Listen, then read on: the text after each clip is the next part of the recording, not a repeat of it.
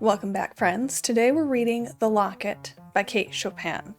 It was initially written in 1897, and it was rejected over and over again by publishers to the point where Kate Chopin kind of gave up on it.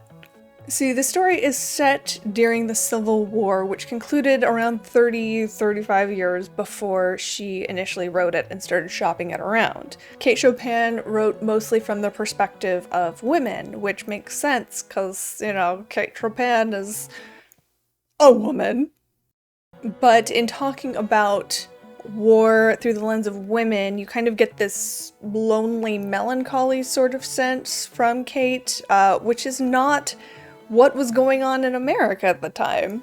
In the late 1890s, you have the Spanish-American War, which nowadays I think most people remember it as, oh yeah, with Teddy Roosevelt and the Rough Riders, and they were all, oh, Americans. So Teddy Roosevelt was kind of becoming this, larger-than-life mythical figure, to the extent where in the next election cycle, William McKinley tapped him to be vice president, which actually ended really, really well for Teddy and not at all well for McKinley.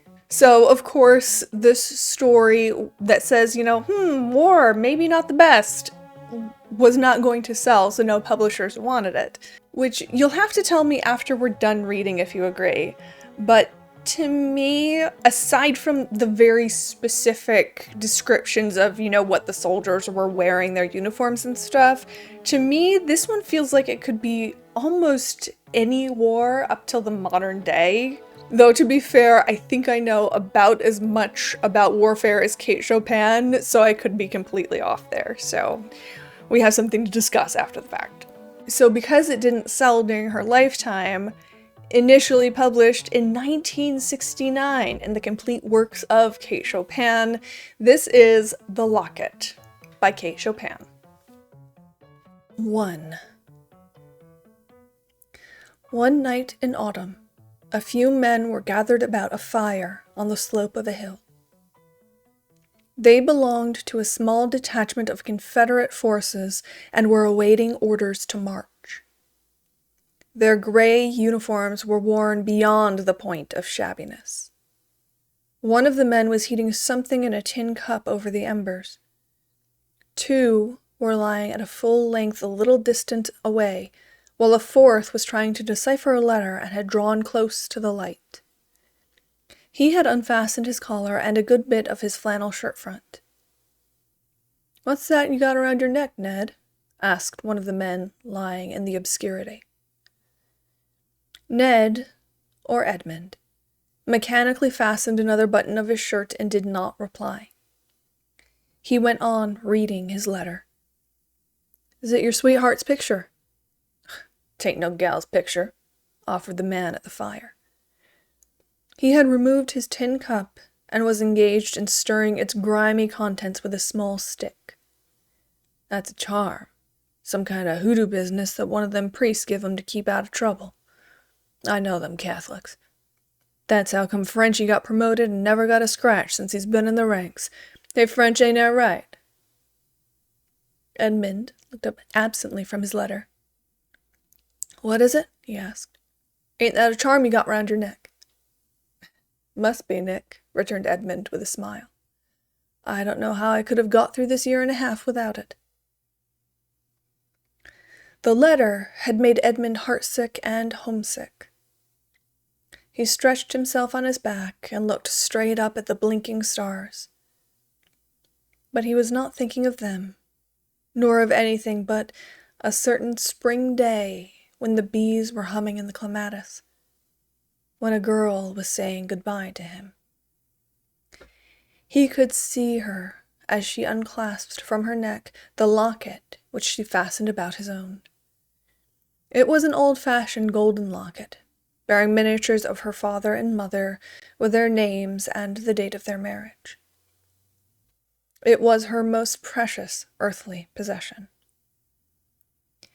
Edmund could feel again the folds of the girl's soft white gown and see the droop of the angel sleeves as she circled her fair arms about his neck.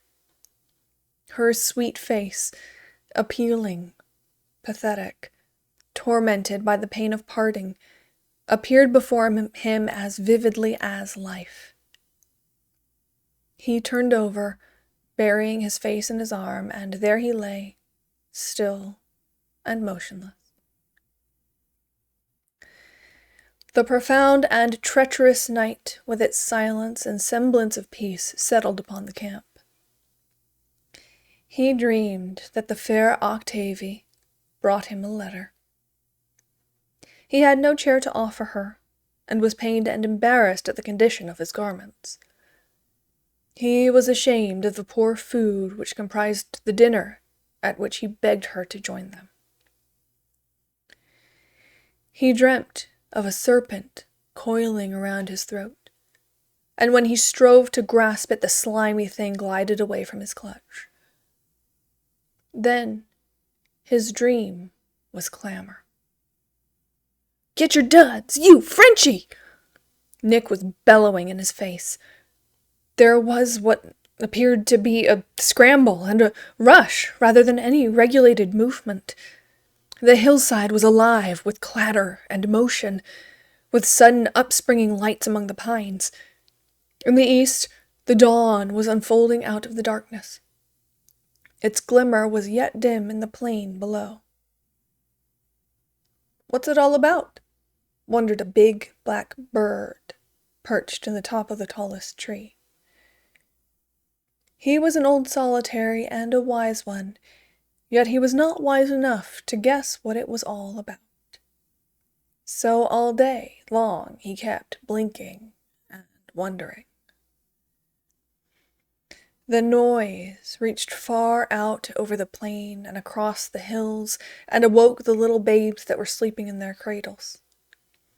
The smoke curled up toward the sun and shadowed the plain so that the stupid birds thought it was going to rain. But the wise one knew better. "They are children playing a game," thought he.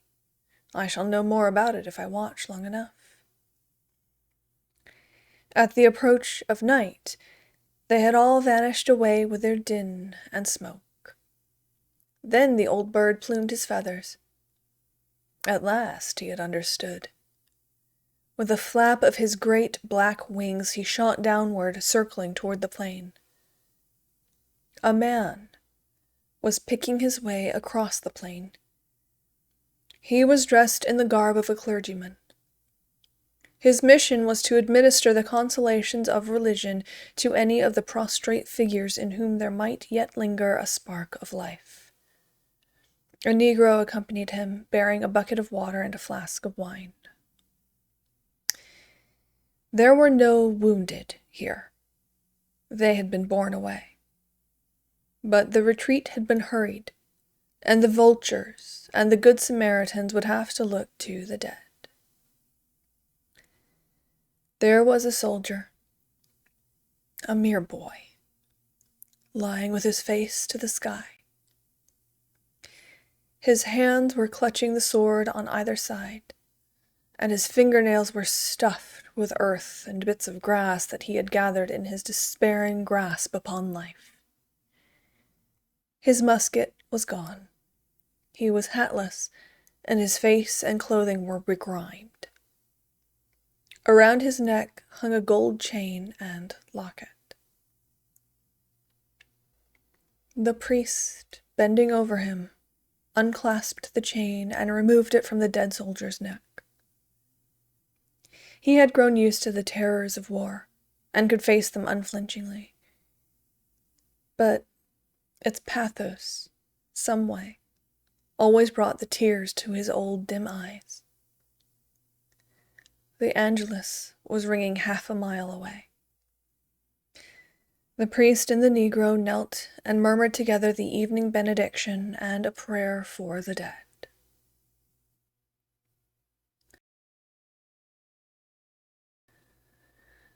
II.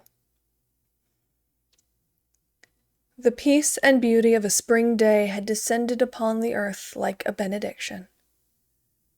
Along the leafy road which skirted a narrow, tortuous stream in central Louisiana rumbled an old-fashioned cabriolet, much the worse for hard and rough usage over country roads and lanes. The fat black horses went in a slow, measured trot, notwithstanding the constant urging on the part of the fat black coachman. Within the vehicle were seated the fair Octavie and her old friend and neighbor Judge Pillier, who had come to take her for a morning drive. Octavie wore a plain black dress, severe in its simplicity. A narrow belt held it at the waist, and the sleeves were gathered into close-fitting wristbands. She had discarded her hoop skirt, and appeared not unlike a nun. Beneath the folds of her bodice nestled the old locket. She never displayed it now. It had returned to her sanctified in her eyes, made precious as material things sometimes are, by being forever identified with a significant moment of one's existence. 100 times she had read over the letter with which the locket had come back to her. No later than that morning, she had again pored over it. As she sat beside the window, smoothing the letter upon her knee, heavy and spiced odors stole into her with the songs of birds and the humming of insects in the air. She was so young, and the world was so beautiful, that there came over her a sense of unreality as she read again and again the priest's letter. He told of that autumn day drawing to its close, with the gold and the red fading out of the west, and the night gathering its shadows to cover the faces of the dead.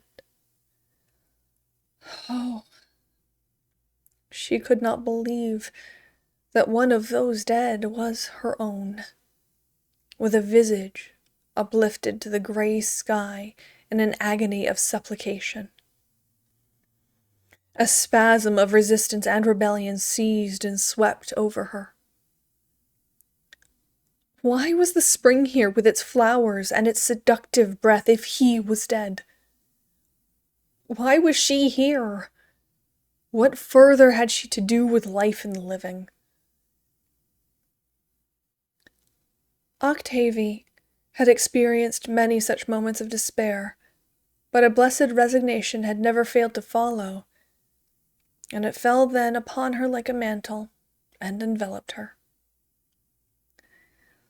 "I shall grow old and quiet and sad like poor Aunt Tavie," she murmured to herself, as she folded the letter and replaced it in the secretary. Already she gave herself a little demure air like her Aunt Tavie. She walked with a slow guide in unconscious imitation of Mademoiselle Tavie, whom some youthful affliction had robbed of earth's compensation, while leaving her in possession of youth's illusions. As she sat in the old cabriolet beside the father of her dead lover, again there came to Octavie the terrible sense of loss which had assailed her so often before. The soul of her youth clamored for its rights, for a share in the world's glory and exultation. She leaned back and drew her veil a little closer about her face. It was an old black veil of Aunt Tavie's. A whiff of dust from the road had blown in, and she wiped her cheeks and her eyes with her soft white handkerchief, a homemade handkerchief, fabricated from one of her old fine muslin petticoats. "Will you do me the favor, Octavie?" requested the judge in the courteous tone which he had never abandoned, "to remove that veil which you wear. It seems out of harmony, some way, with the beauty and promise of the day." The young girl obediently yielded to her companion's wish, and unpinning the cumbersome, somber drapery from her bonnet, folded it neatly, and laid it upon the seat in front of her. "Ah, that's better, far better," he said, in a tone expressing unbounded relief. "Never put it on again, dear." Octavie felt a little hurt. as if he wished to debar her from her share and parcel in the burden of affliction which had been placed upon all of them. Again, she drew forth the old muslin handkerchief. They had left the big road and turned into a level plain which had formerly been an old meadow. There were clumps of thorn trees here and there, gorgeous in their spring radiance. Some cattle were grazing off in the distance in spots where the grass was tall and luscious. In the far end of the meadow was the towering lilac hedge, skirting the lane that led to Judge Pillier's house, and the scent of its heavy blossoms met them like a soft and tender embrace of welcome. As they neared the house, the old gentleman placed an arm around the girl's shoulders, and turning her face up to him, he said, "Do you not think that on a day like this, miracles might happen?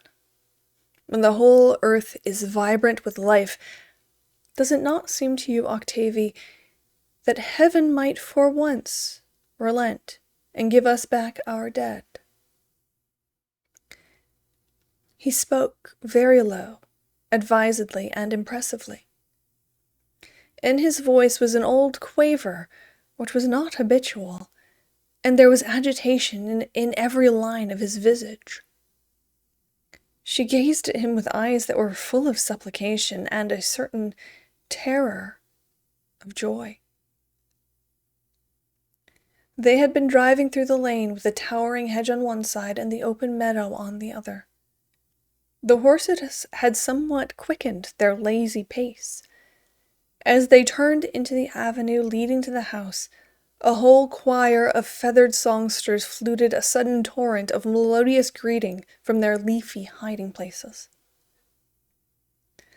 Octavie felt as if she had passed into a stage of existence which was like a dream, more poignant and real than life. There was the old gray house with its sloping eaves. Amid the blur of green and dimly, she saw familiar faces and heard voices as if they came from far across the fields. And Edmund was holding her. Her dead Edmund, her living Edmund, and she felt the beating of his heart against her, and the agonizing rapture of his kisses striving to awake her. It was as if the spirit of life and the awakening spring had given back the soul to her youth and bade her rejoice. It was many hours later that Octavie drew the locket from her bosom and looked at Edmund with a questioning appeal in her glance. "It was the night before an engagement," he said. "In the hurry of the encounter and the retreat the next day, I never missed it till the fight was over. I thought, of course, I had lost it in the heat of struggle, but it was stolen." "Stolen?" She shuddered, and the thought of the dead soldier with his face uplifted to the sky in an agony of supplication. Edmund said nothing, but he thought of his messmate, the one who had lain far back in the shadow, the one who had said nothing. The end.